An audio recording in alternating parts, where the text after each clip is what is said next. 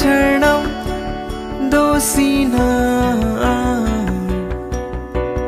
lam chak lam dak pe mane phang pia kang hon pajir lana lutie bengan ne otika hon buarani avinang nisarti mahun ben bil si bin bunang ne harchi singwe akun tiri thir khom nang apisi sim le ra pir bi chelo joy nang pini kia charnam dosina chin kam thi chodai det na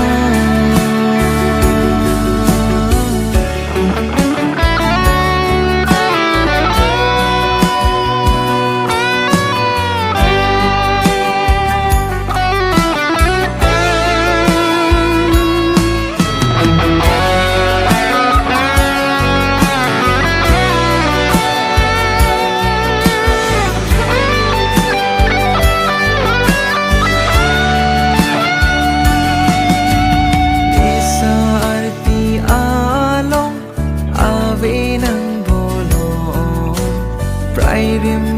rim akang hon la sine kilo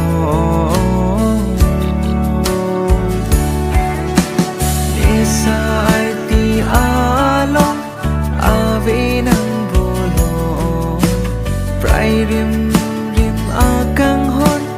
la sine kilo chin tin thi det akang hon nang ni na son ba oi căng rong la nang căng hoa kia chernam dosina chin kam thi chodai det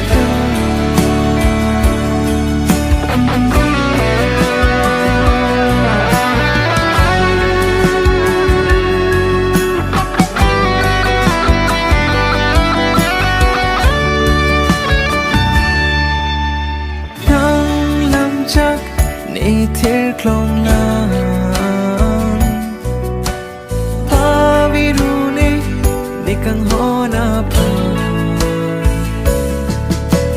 nang ni phane jute kang alam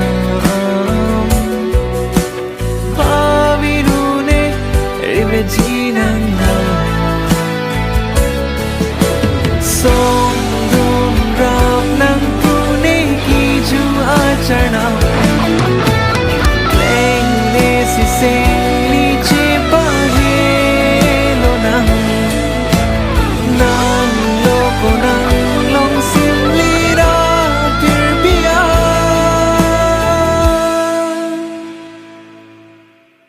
pia chernam sine otika nang lo po ne ha chom